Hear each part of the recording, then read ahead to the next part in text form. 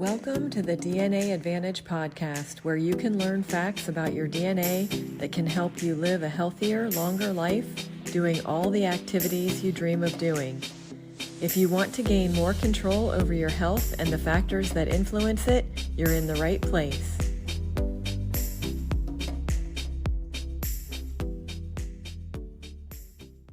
Hi, everyone. Today, I really want to offer a view of 5 important things that you can learn from your DNA. I've talked to so many people at different junctures in their lives, different times where it may be wanting improvement or wanting to prevent illness, overcome symptoms, improve performance in regard to athletics, or being able to maintain a certain weight. No matter what, I really want people to take away some of the most important things that you can learn from your DNA. And whether it's now or in the future that you want to learn from it, if you understand that next level of education that you can get from it, then I've done my job. We can learn about nutrients. And it's not just about what types of foods to eat, although that's part of it.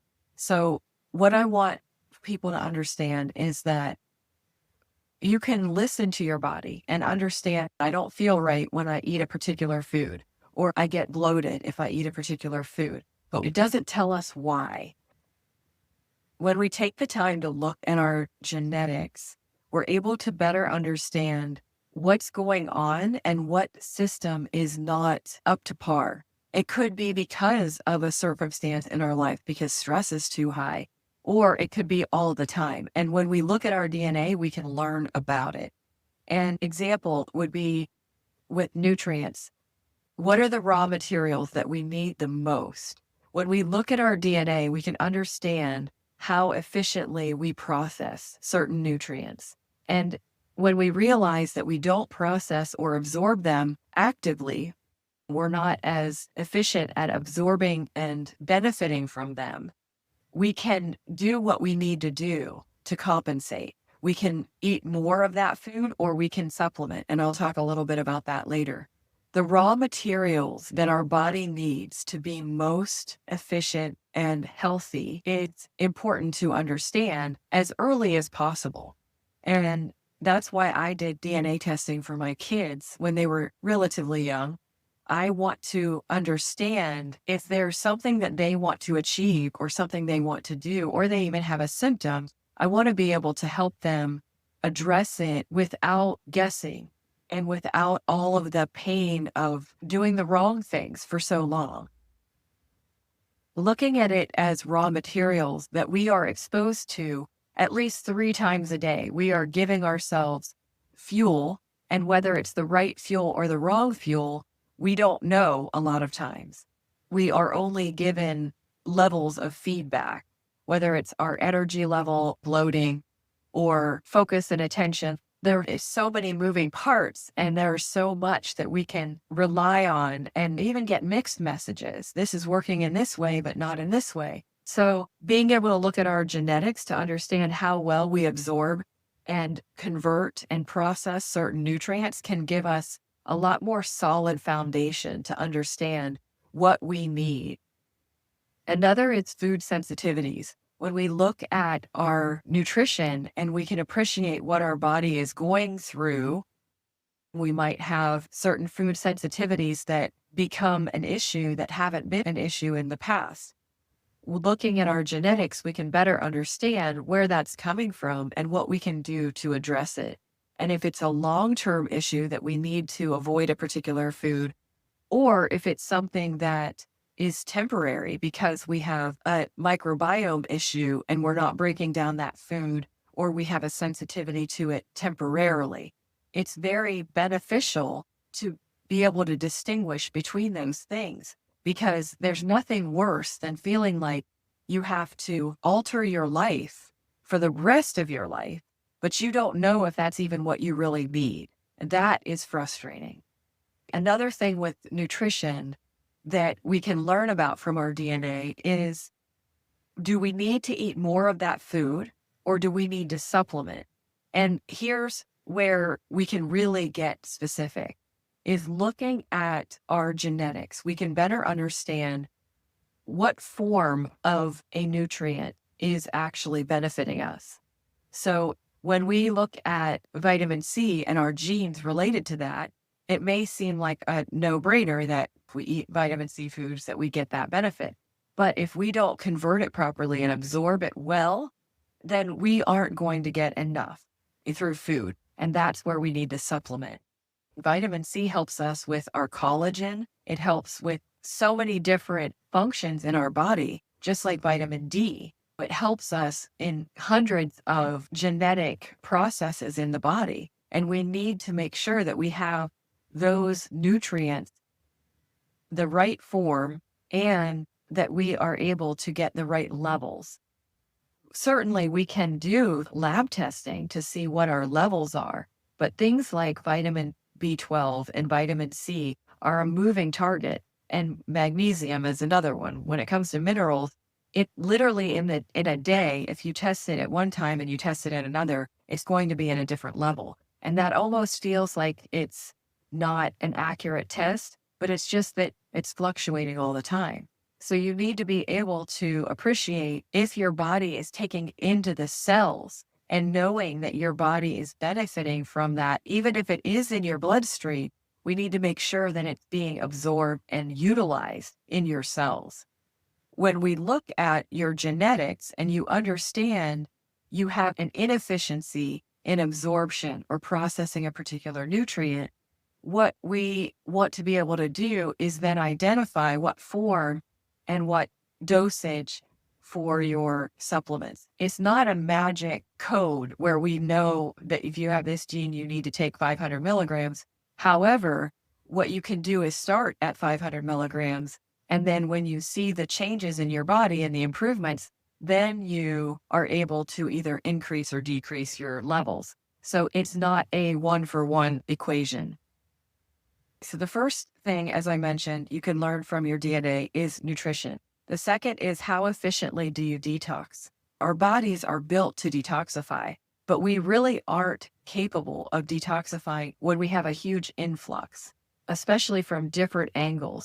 We're using a lot of products that have toxin that our body might be sensitive to.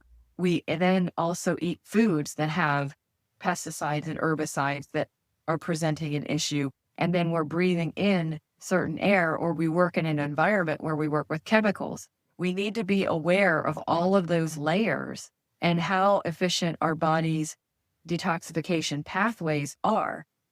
If those pathways are inefficient, there are things we can do to support them. And sometimes we have to go in after the fact if we haven't been supporting them and we might be showing signs of toxicity. We can go in after the fact and use certain nutrients or supplements or techniques to eliminate. So understanding how efficiently you detoxify, what you can avoid in your day-to-day life, it might be that you change shampoos and body wash, or it could be that we're changing our laundry detergent and we're not using the fabric softeners that put chemicals into our clothes and we can't escape. We have to think about all of the different exposures that we have and be able to appreciate which pathways are efficient and which ones are inefficient for our detoxification and make sure we're not overwhelmed. We can understand how to support the natural processes of detoxification as well, and then symptoms to watch for. Let's say that we go out drinking, we're exposed to the alcohol, which is causing toxicity. It's lowering our glutathione levels, which is our master antioxidant and helping us detoxify. We need to know when we're doing these things that we can support our bodies, support our glutathione, give ourselves the extra antioxidants that will support us in an oxidative environment, or if we're introducing oxidative elements.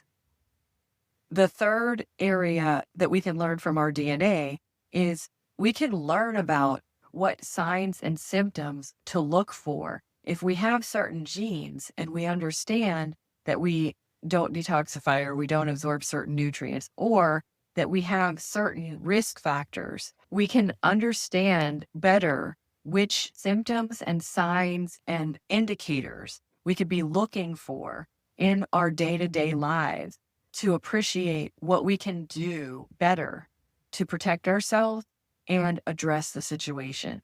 I don't suggest that we wait for symptoms, but the reality is when we have symptoms, those symptoms are a sign. That is what our body does to talk to us and give us that information that we need. We can't ignore it and we can't cover it up, because covering it up is just unplugging the smoke detector. That's not helpful. We need to use our genetics to better understand our bodies and know what to look for.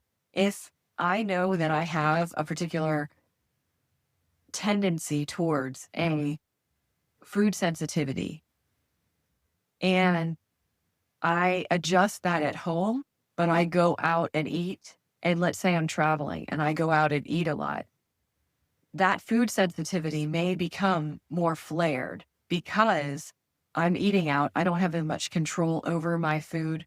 It might be cross-contamination even. But the reality is there are things that we can do when we start to see those symptoms that we can adjust and compensate for.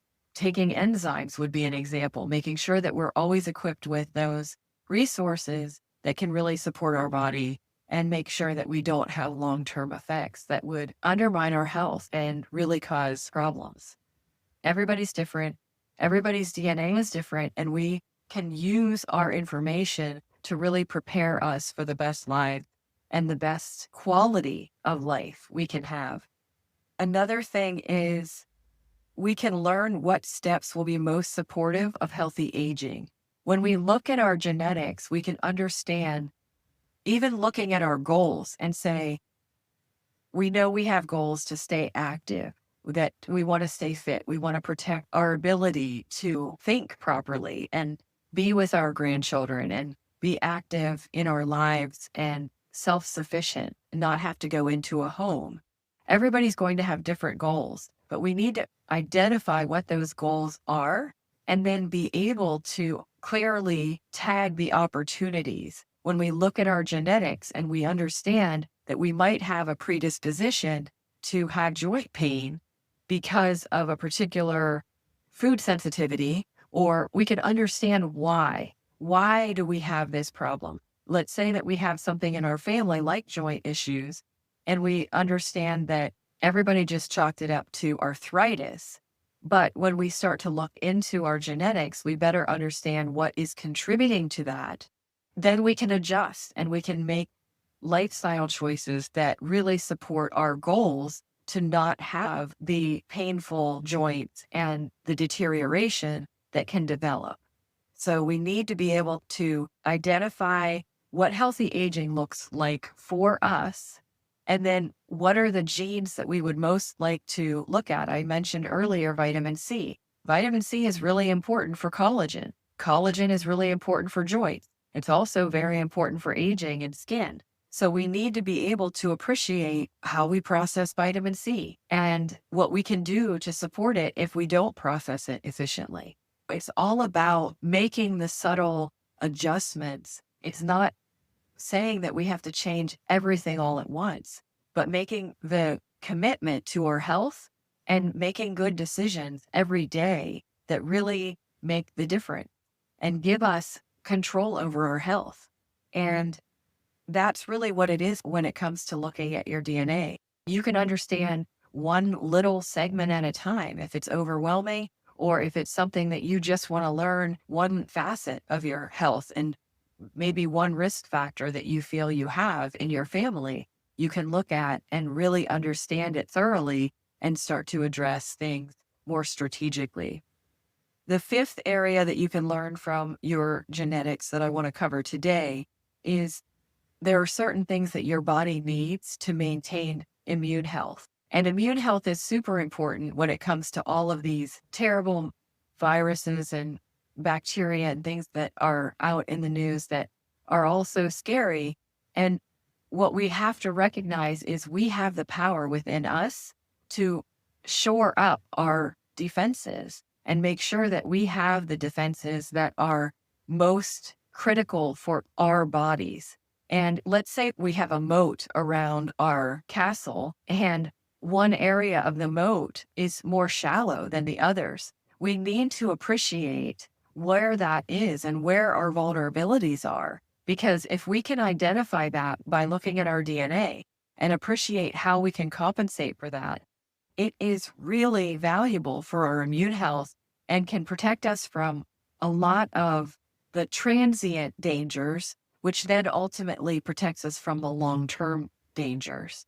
And again, what we eat, what we do every day, how we support our bodies, what level of inflammation we allow for, or how we can tweak that, the oxidative stress that we have in our lives can't always be controlled. But what we can do is give ourselves the recovery time, and we can give ourselves antioxidant support when it's needed, and make sure that we understand our DNA and our bodies and all of the signals that we're getting so that we can personalize things and have a strategy that makes sense for us and supports us in all of our goals. So that's just 5 areas of learning that we can gain from our DNA, and they're all really important. And you can see where on a daily basis, it will influence our decisions. And if we have goals that are identified that we have been slipping on or that we haven't been able to achieve, looking at your genetics can help you recognize what might be missing. So hopefully today was helpful. I do hope you all have a wonderful week, and I will see you next time.